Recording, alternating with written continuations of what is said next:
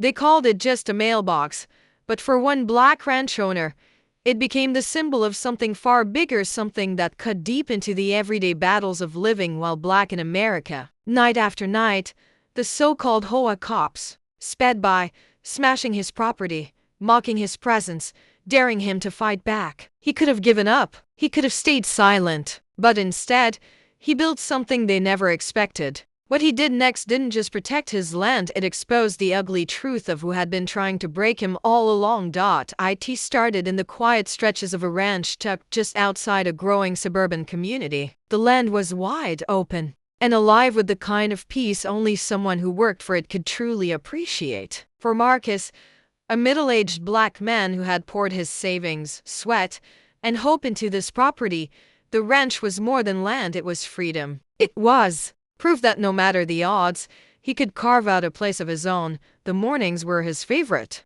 Dew clung to the fence posts, sunlight spilled across the tall grass, and the rhythm of life felt steady. Horses grazed along the back pasture, chickens picked at the dirt, and the air carried the scent of hay. Marcus loved those mornings. He loved knowing that his hard work had given him the stability. The mailbox at the edge of his long gravel driveway, simple as it was, became part of that routine. Bills, letters, and the occasional catalog all reminded him of the life he had built, ordinary, secure, and self-sustaining. But what Marcus didn't know then was that this simple marker, this mailbox, would soon become the target of something ugly, something meant to send a message. In the beginning, the damage was small. A dent here, a loosened screw there. He brushed it off as careless driving or perhaps a delivery truck clipping it by accident. But the dents grew deeper, more deliberate, until the wooden post leaned awkwardly to one side. One evening, he found the box itself twisted open,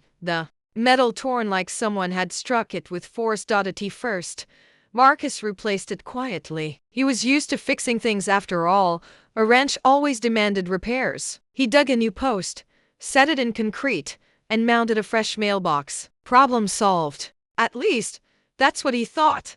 But the distraction kept coming back, and each time, it grew more intentional. Tires left tracks in the dirt, veering sharply from the road straight into his property. Some mornings, the mailbox wasn't just broken, it was flattened, smashed as if someone had aimed for it. Neighbors noticed. They whispered about kids being reckless or teenagers having fun, but Marcus sensed something heavier in the air. This wasn't random. It wasn't careless. It felt targeted. The so-called HOA patrol didn't make things better. Dressed in uniforms they bought themselves, driving around like enforcers of their own rules, they claimed to keep the neighborhood orderly. But Marcus had felt their eyes on him long before the mailbox trouble started. Their glances lingered longer than necessary. Their comments, casual but cutting, always reminded him he was different, that he didn't quite belong in their picture of how things should look. Still, Marcus kept his composure. He woke early, cared for his animals, and worked his land with pride. He told himself not to overthink, not to let suspicion eat away at the peace he had built. Yet every morning when he walked to that gravel edge and saw the splintered remains of his mailbox, he felt the sting. This wasn't just about metal and wood. It was about being reminded again and again that his place here was being challenged. He rebuilt. Over and over. He rebuilt. Each time sturdier than the last. First wood, then heavier posts, then reinforced steel brackets. But the harder he tried to stand strong, the harder the hits came. The mailbox became more than a box for letters, it became a battlefield. And Marcus, a man who had never asked for trouble, found himself in a war he hadn't chosen. He began to notice patterns. The damage often happened at night, usually after the HOA patrol had driven by. Sometimes he'd see the glare of headlights at the edge of his property, idling too long before pulling away. It was as if they wanted him to know they were watching. Each incident chipped away at the sense of security he had built. The ranch that once felt like a sanctuary now carried an undercurrent of threat. He stopped trusting the quiet. Every creak of a fence, every car slowing down near his driveway made him wonder, was it them again? For a while, Marcus considered reporting it. But to who? The local sheriff's office brushed off complaints like these. Property damage? A mailbox? Not worth their time. not worth their paperwork. To them, it was trivial. To Marcus, it was a warning. And that's what made it dangerous, because this wasn't just about a mailbox anymore. It was about control. It was about a group of people who thought they could chip away at his pride, his patience, his presence, one blow at a time. Marcus didn't know when it would escalate, but he felt it coming. Like storm clouds gathering over a horizon, there was a heaviness in the air that refused to leave, and as much as he wanted to cling to the quiet mornings, to the rhythm of ranch life, he knew he couldn't ignore the signs. The mailbox wasn't just being destroyed. It was being used as a message, a challenge, and sooner or later, Marcus would have to answer it. The pattern had turned undeniable. What once seemed like random acts of vandalism now had a rhythm, almost like a ritual. Every few nights, the same outcome. Marcus's mailbox shattered, his property line violated, his peace ripped apart. At first, he tried to ignore it. He told himself not to give his tormentors the satisfaction of a reaction, but the cost was more than physical. Each time he hammered a new post into the ground, he felt the weight of their message. You don't belong here. One night, he decided to watch. He parked his truck a few yards from the road, engine off, windows down, the air heavy with silence. Hours passed, the night sky thick with stars. Then headlights. Two beams cutting through the dark, swerving closer, slower, almost circling. The vehicle crawled to the edge of his driveway, tires crunching the gravel. Marcus's chest tightened. He recognized the SUV. It wasn't kids. It wasn't strangers. It was one of the HOA patrol vehicles, the self-appointed enforcers who treated the neighborhood like their private kingdom. The SUV slowed, paused, then lurched forward. In one calculated move, it swerved off the road and crushed the mailbox flat, wood splintering under the tires. No hesitation. No accident. The vehicle didn't even stop. It kept rolling, steady, deliberate, until the taillights disappeared. Into the night, Marcus sat frozen in his truck, hands gripping the wheel. He had seen it with his own eyes, and worse, he knew they had seen him. This wasn't random destruction anymore. It was intimidation. The next morning, neighbors strolled by as if nothing had happened. Some glanced at the broken mailbox, then quickly looked away. Others shook their heads with sympathetic smiles, the kind that said, "We know, but we won't get involved." Their silence cut as deeply as the act itself.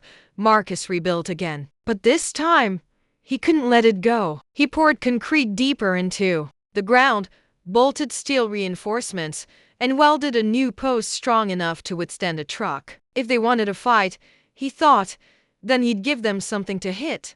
Days passed. The mailbox stood untouched, as if the patrol had noticed his work and backed off. For a brief moment, Marcus felt a flicker of relief. But the quiet didn't last. Late one evening, just as he was locking the barn, he heard the roar of an engine. The same SUV barreled down the road, faster this time, headlights blinding. It swerved sharply, aiming again. The impact was violent. The crash echoed like a gunshot. But this time, the mailbox didn't fall. The steel post held and shaken, while the SUV's bumper crumpled against it. Sparks flew. The vehicle screeched to a halt, smoke rising from the hood. Marcus stood frozen in the barn doorway, watching. As the driver stumbled out, cursing, kicking at the unbroken mailbox, the man's uniform bore the words HOA Patrol. Not police, not authority, just neighbors who had decided to play enforcers. And now, caught in the open, his rage turned toward Marcus.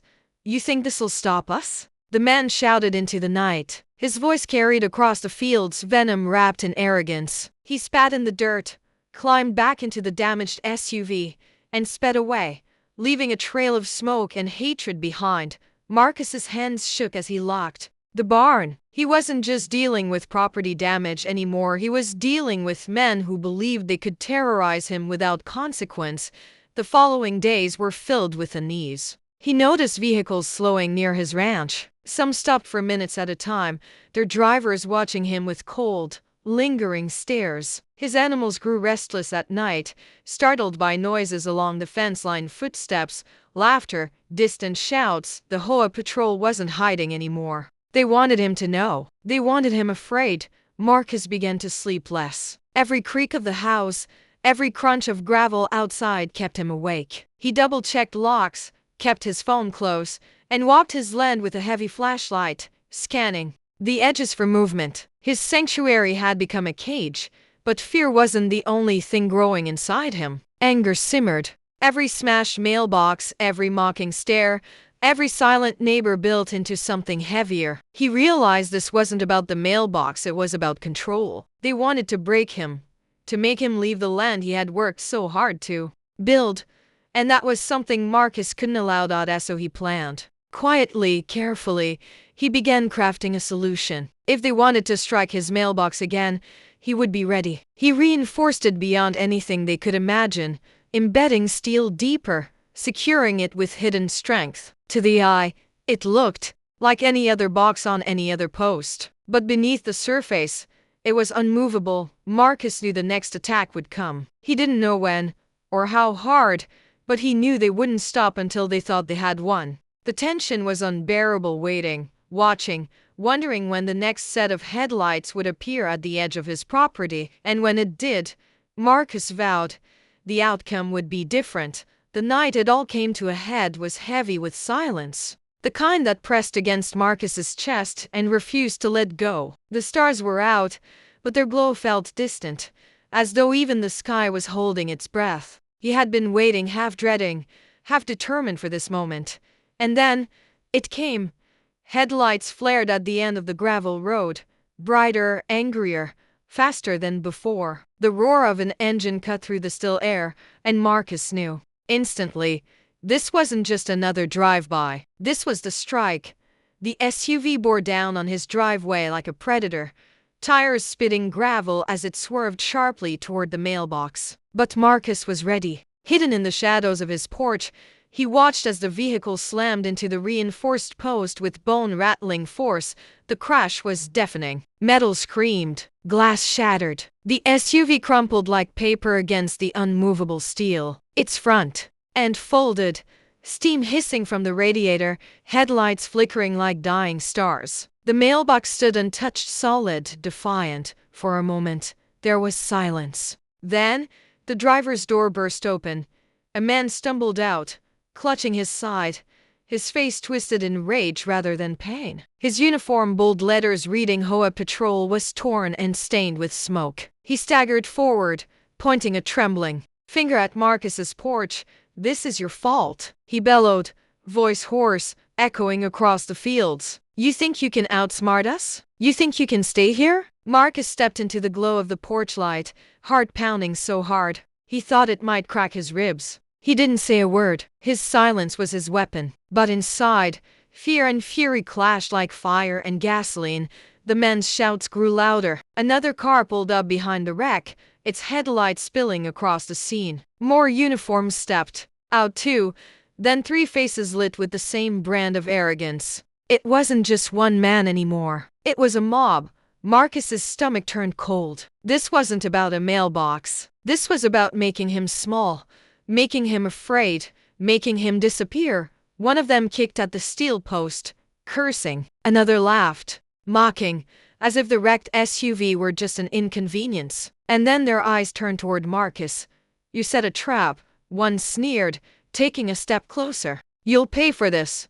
His fists clenched at his sides. His land, his home, his safety, all of it was under attack. And there he stood, one man against a pack of aggressors who carried themselves like law, even though they had none. The tension snapped like a whip. One of the patrolmen lunged forward, shoving Marcus hard against the porch rail. The wood creaked under the impact. His breath caught in his chest. Adrenaline surged through his veins, hot and disorienting. For a split second, Marcus thought about fighting back, about swinging, about shoving, about defending himself. But a flash of memory, headlines, names, stories of black men who never got the chance to explain stopped him cold. He knew how this could end. Phones appeared in hands. Neighbors who had pretended not to see suddenly stood at the edges of the road, recording, not helping, not stopping, just documenting, waiting to see if this black man would become another story, another statistic. The patrolman grabbed his shirt, spitting words in his face. "You don't belong here. You never did. Every nerve in Marcus's body screamed with rage. But beneath the rage was a deeper, sharper pain, the reminder that no matter how much he worked, how much he built, there were those who would always see him as less. The sound of sirens split the night. Red and blue lights flooded the scene, washing over twisted metal, over uniforms, over Marcus's trembling hands. Relief should have come. It didn't, because Marcus knew how quickly sirens could turn from salvation to condemnation.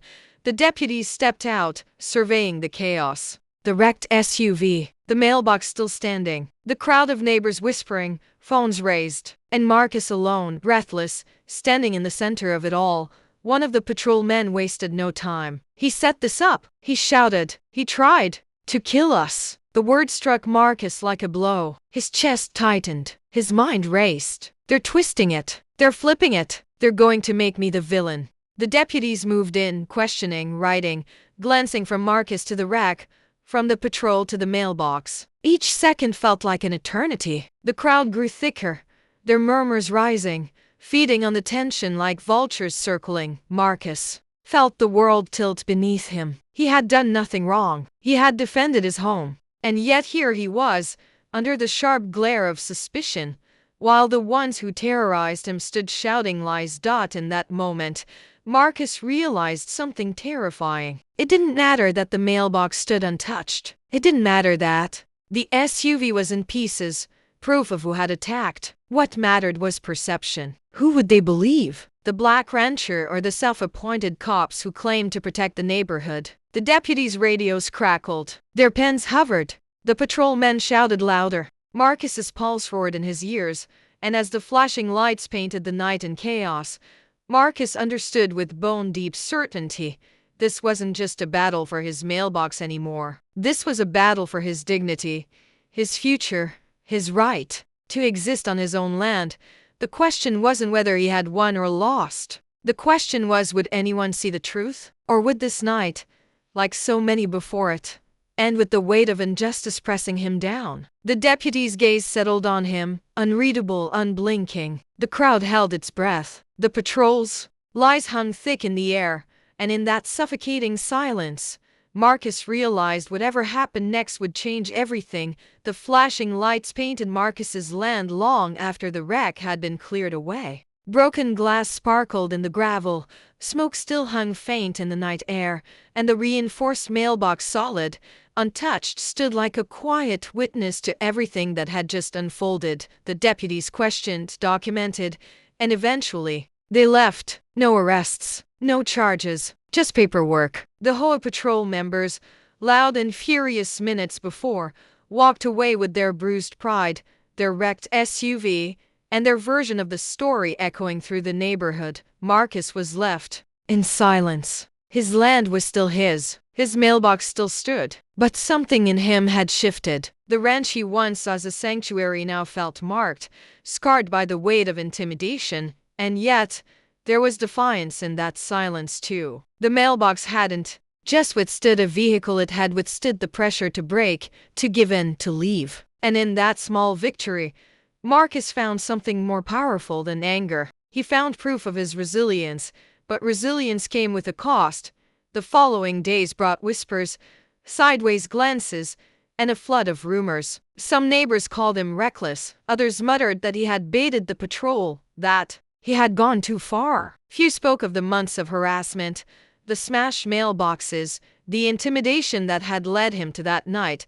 That's the way it often goes. The world rarely sees the full story. It only sees the climax, the moment of impact, and too often, it blames the victim for standing their ground. For Marcus, that was the heaviest truth. He had defended himself without violence, without breaking the law, without lifting a hand, and still, suspicion lingered in the air like smoke.